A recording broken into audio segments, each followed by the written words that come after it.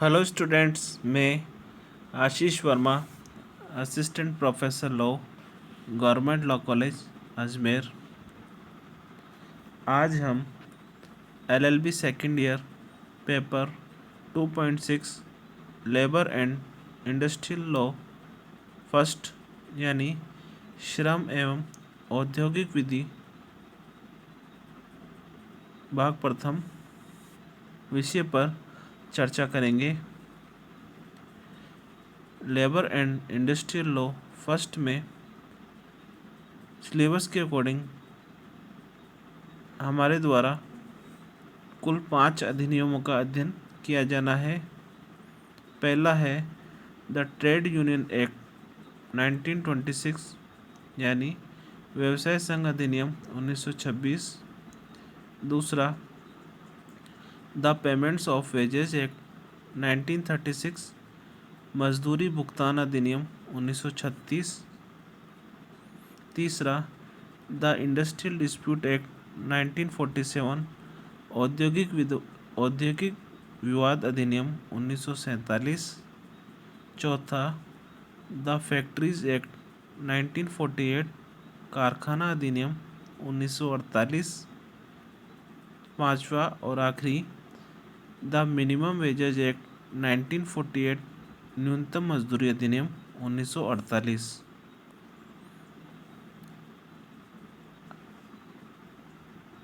आज हम व्यवसाय संघ अधिनियम 1926 पर चर्चा करेंगे। व्यवसाय संघ अधिनियम या द ट्रेड यूनियन एक्ट 1926 प्रारंभ करने से पूर्व हम इसके बनने से पूर्व के इतिहास और इसकी आवश्यकता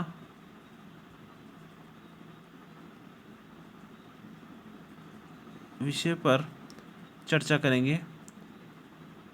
सबसे पहले है प्रारंभिक।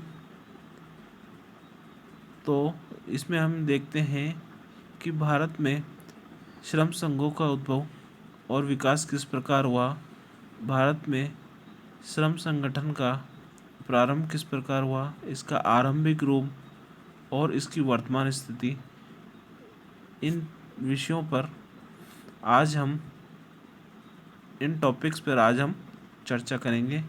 सबसे पहले है प्रारंभिक, जिसमें भारत में श्रम संघों के उद्भव और विकास के बारे में हम चर्चा करेंगे। जब भारत में श्रम संघों के विकास की बात आती है तो इससे पहले इसके अंतर्गत हम देखते हैं कि आधुनिक कारखाना पद्धति और औद्योगिक क्रांति का प्रादुर्भाव सबसे पहले इंग्लैंड में हुआ। इसके परिणाम स्वरूप श्रम संघ भी सर्वप्रथम इंग्लैंड में ही अस्तित्व में आए तथा जैसे जैसे औद्योगिकरण का प्रसार होता गया, श्रम संघों की भी स्थापना तीव्र गति से होती गई। आरंभ में श्रम संघों का स्वरूप श्रमिक क्लब, रात्रि क्लब, शिकायत कमेटी अथवा हड़ताल समितियों के रूप में हुआ करती थी, जो कि किसी विशेष आवश्यकता अथवा अवसर पर गठित की जाती थी और कार्य संपादन होने के पश्चात उन्हें भंग कर दिया जाता था।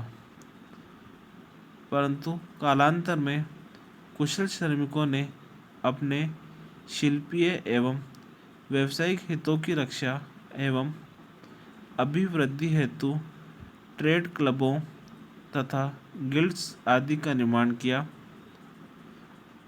इसके निर्माता श्रम संघ इतिहास में नाइट ऑफ लेबर की गरिमा से जाने गए और इस प्रकार निरंतर पेशेवर, व्यावसायिक तथा औद्योगिक श्रम संघों के आधुनिक स्वरूप का विकास हुआ। और इस प्रकार हम देखते हैं कि श्रम संघों का उद्भव एवं विकास स्वाभाविक रूप से औद्योगिक क्रांति एवं उससे उत्पन्न समस्याओं के परिणाम स्वरूप ही हुआ है। जब भारत में इसके उद्भव और विकास की बात आती है तो हम ये पाते हैं कि ट्रेड यूनियन बनाने में भारत यूरोप के देशों से बहुत पीछे था। 1882 में भारत और बर्मा के रेल श्रमिकों ने एकीकृत संस्था के रूप में एक संगठन बनाया और इसे पंजीकृत भी कराया। इसमें यूरोपीय श्रमिकों की संख्या अधिक थी और इस संस्था का चरित्र पारस्परिक सहयोग की तरह था। इसके कार्यक्रम यूनियनों की तरह या संघों की तरह नहीं थे। 1908 के मॉरिशन श्रम आयोग ने कलकत्ता की 2 यूनियनों का जिक्र किया है। इनमें से एक का नाम मोसलिंग संघ लिखा बताया गया है, जिसकी अलिखित संख्या हजारों में बताई गई थी। इसकी 1000 सदस्यों की सामान्य सभा ने आयोग को देय मुद्दों का उल्लेख किया है। इसके पास 100 रुपये का कोष था। इसके दान पात्र से बीमार मजदूरों की सहायता या उन्हें घर लौटने का किराया भी दिया जाता था। दूसरा संघ इंडियन लेबर यूनियन का था। इसके अध्यक्ष एक बैरिस्टर थे। इसकी भूमिका श्रमिक विषयक न होकर कानूनी प्रतीत होती थी, क्योंकि उन्होंने बजबज जूट मिल के कई मजदूरों को आयोग के सामने बतौर साक्षी के रूप में प्रस्तुत किया था। यह संगठन के उत्थान की दशा थी, परंतु अभी तक भारतीय मजदूर को यूनियन संगठन नसीब नहीं हुआ था और गुलाम भारत में मजदूरों के बीच शिक्षा और संस्कृति का अभाव तथा क्षेत्रीय एवं जातीय विभिन्नताओं के कारण एकजुटता में देरी सफल आर्थिक संघर्षों के मार्ग में एक अड़चन डाल रही थी। इन सब कारणों से शोषण इतना अधिक बढ़ गया कि श्रम का मूल्य अपने वास्तविक मूल्य से बहुत कम था। मजदूरों ने आज़ादी का मूल्य कठिन आर्थिक संघर्षों के जरिए सीखा। भारत में श्रम आंदोलनों का उद्भव भारतीय मजदूर वर्ग का उदय ऐसे समय हुआ जब भारत पूर्ण रूप से औपनिवेशिक प्रभाव में आ गया था। इसलिए अपनी पृथक समस्याएं थीं जो प्राय किसी महानगरीय देश से भिन्न थी। भारतीय मजदूर वर्ग को आरंभ से ही 2 प्रमुख प्रतिस्पर्धी शक्तियों का सामना करना पड़ा। एक साम्राज्यवादी राजनीतिक सत्ता तथा दूसरी भारतीय एवं विदेशी दोनों पूंजीपतियों द्वारा आर्थिक शोषण, जिसके परिणाम स्वरूप भारतीय स्वाधीनता के लिए भारतीय मजदूर आंदोलन राजनीतिक आंदोलन में अंतर्वलित हो गया। यह अंतर्वलन की प्रक्रिया 15 अगस्त 1947 में राजनीतिक स्वाधीनता मिलने तक सुचारू रूप से चलती रही। इसके पश्चात भारतीय श्रमिक संघर्षों में एक नए दृष्टिकोण का सूत्रपात हुआ। 19वीं शताब्दी के उत्तरार्ध में भारत में भी कल कारखाने उद्योग धंधे अस्तित्व में आने लगे। आधुनिक कारखाना पद्धति के आधार पर यहाँ सर्वप्रथम वस्त्र या कपड़ा उद्योग का सूत्रपात तथा विकास हुआ। कालांतर में क्रमशः मशीनों, वाष्प तथा विद्युत के प्रयोग से उत्पादन वृद्धि हेतु श्रमिकों के कार्यभार एवं कार्य अवधि में अत्यधिक वृद्धि हो गई। पहली सूती कपड़ा मिल ने 1853 में मुंबई में उत्पादन कार्य प्रारंभ कर दिया था। 1858 में बंगाल में रिजडा में पहली जूट मिल में उत्पादन शुरू हुआ। पहली रेल लाइन 1852 में बिछाई गई।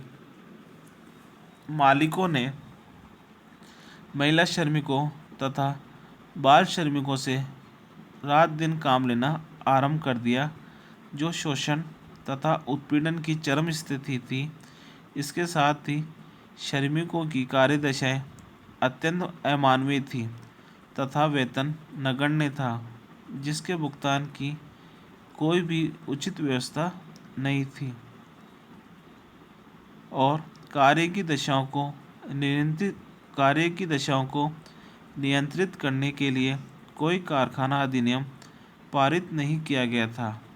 बिजली के बल्ब के आगमन के साथ साथ कार्य दिवस पर लागू सूर्योदय और सूर्यास्त की प्राकृतिक सीमाओं ने भी काम करना बंद कर दिया। खान श्रमिकों को कम वेतन दिया जाता था और खाने तो वस्तुतः मौत के कुएं के समान थी। हर कई मजदूर गरीब स्थितियों में टूटे फूटे मकानों में रहते थे। बागान मजदूरों की हालत तो सबसे ज़्यादा खराब थी। वास्तव में उद्योगों में एक तरह का जंगल राज कायम था। इस हेतु सर्वप्रथम कुछ समाज सुधारकों ने इस व्यवस्था के विरुद्ध जनमत जागृत करना आरंभ किया और यहीं से भारत में श्रम संघ आंदोलन के उद्भव का प्रारंभ हुआ। अब है आरंभिक स्वरूप। भारत में समाज सेवी एवं परोपकारी व्यक्ति श्रम संघों के प्रथम निर्माता तथा व्यवस्थापक थे। सर्वप्रथम पीसी मजूमदार, एएस बंगाली, शशिपद बनर्जी एवं राजा राम मोहन राय जैसे महापुरुषों के द्वारा श्रम संघों के शुद्ध आरंभिक रूप श्रमिक क्लब, रात्रि पाठशालाएं, वर्किंग मेंस मिशन तथा पुस्तकालय तथा प्रार्थना समाज, ब्रह्म समाज आदि सामाजिक कार्यक्रमों और संस्थाओं के द्वारा श्रमिकों के कल्याण तथा उनमें शिक्षा और चेतना उत्पन्न करने का कार्य प्रारंभ किया गया। अकुशल और कुशल श्रमिकों की संख्या वृद्धि के साथ साथ ही औद्योगिक श्रमिक संघ तथा सामान्य श्रमिक संघों का भी निर्माण हुआ। भारत में इसका श्रेय एन.एम. लोखंडे एवं वी.पी. वाडिया को दिया गया है, जिन्होंने मुंबई एवं मद्रास की कपड़ा मिलों के श्रमिकों को आधुनिक श्रम संघ के रूप में सर्वप्रथम संगठित किया। 1922 में अहमदाबाद में राष्ट्रपिता महात्मा गांधी के मार्गदर्शन में वहाँ के समस्त शिल्पीय एवं पेशेवर श्रम संघों के सम्मेलन से मजदूर महासंघ का निर्माण हुआ, जो आज भी देश के शक्तिशाली एवं आधुनिक श्रम संघों में से एक है।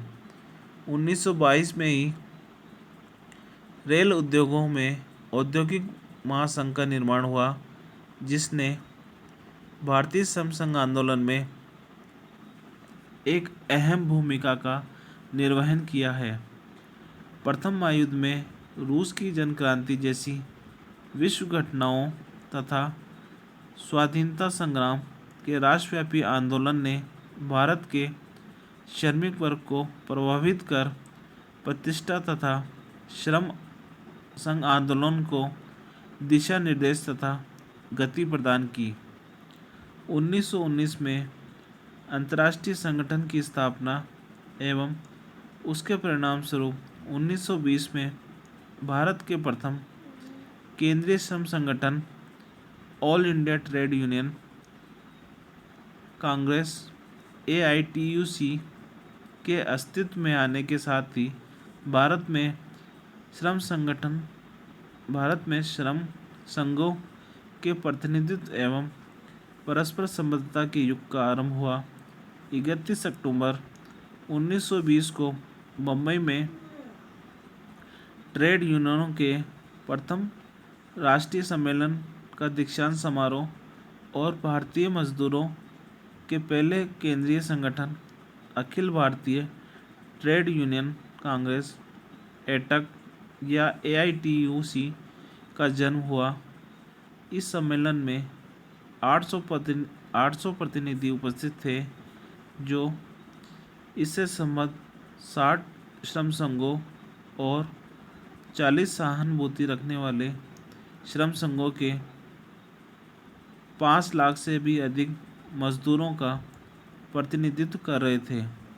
इसका अभिप्राय ये नहीं था कि एटक का गठन किसी एक व्यक्ति की आकांक्षा थी या फिर इस तरह की सामान्य बातों का परिणाम थी कि अंतर्राष्ट्रीय श्रम संगठन में भारतीय श्रमिकों का प्रतिनिधित्व कौन करेगा। इसकी नींव पहले ही रखी जा चुकी थी।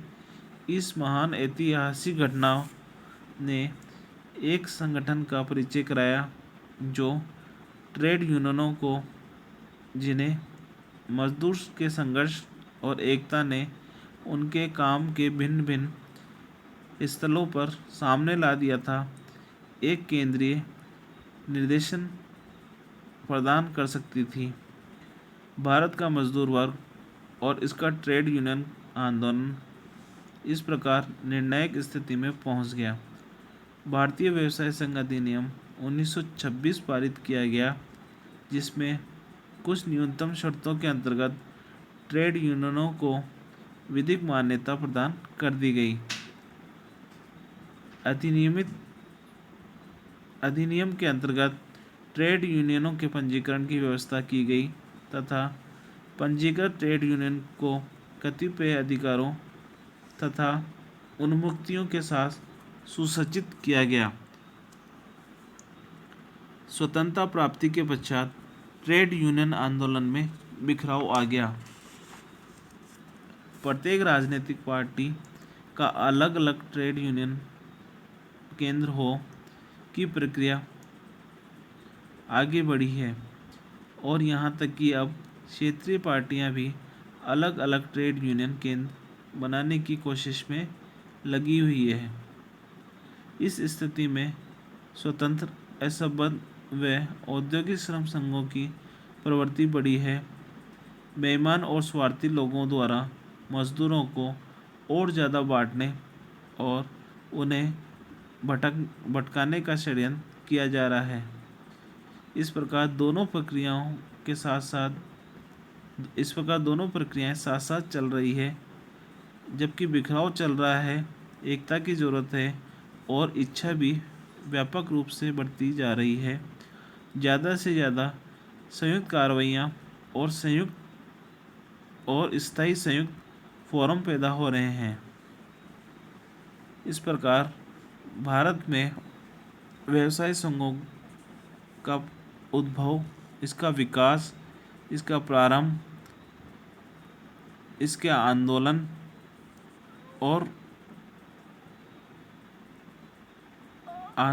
और इसका आरंभिक प्रारूप हमने देखा। अब है श्रम संघों की वर्तमान स्थिति।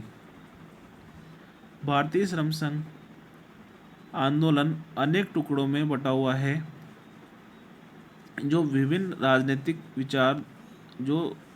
राजनीतिक दलों की विचारधाराओं से जुड़ा हुआ है। इस समय भारत में निम्न केंद्रीय श्रम संघ कार्यरत हैं, जिसमें कुछ प्रमुख हैं: all India trade union Congress AITUC या AITUC। दूसरा, Indian national trade union Congress INTUC, centre of Indian trade union CITU या C2। चौथा, United trade union Congress UTUC। पांचवा, हिंदू मजदूर सभा HMS। इसके अलावा भारतीय मजदूर संघ BMS, हिंद मजदूर पंचायत इत्यादि श्रम संगठन है। उपरोक्त लिखित केंद्रीय श्रम संगठनों को भारत सरकार के द्वारा केंद्रीय स्तर पर मान्यता प्राप्त है। इन सभी से संबंधित औद्योगिक महासंघ एवं स्थानीय संगठन देश के प्राय सभी उद्योगों में कार्यरत हैं। भारत में व्यवसाय संघों की स्थिति के बारे में रॉयल कमीशन के द्वारा कहा गया है कि श्रमिक संघवाद को पूरी तरह से प्रभावशाली बनाने के लिए दो बिंदुओं का होना आवश्यक है। पहला, लोकतांत्रिक भावना तथा दूसरा, श्रमिक शिक्षा। भारत में श्रमिकों में शिक्षा का अभाव तथा जड़ों तक लोकतांत्रिक व्यवस्था न होने के कारण श्रमिक संघों या यूनियनों का विकास नहीं हो पा रहा है। केवल कुछ श्रम संघ ही वास्तविक रूप से श्रम संघों में लोकतांत्रिक व्यवस्था को स्थापित कर पाए हैं। अन्यथा सामान्यतया श्रम संगठन मासिक अथवा वार्षिक चंदा देकर अपने दायित्वों की पूर्ति या इतिश्री समझता है। धन्यवाद।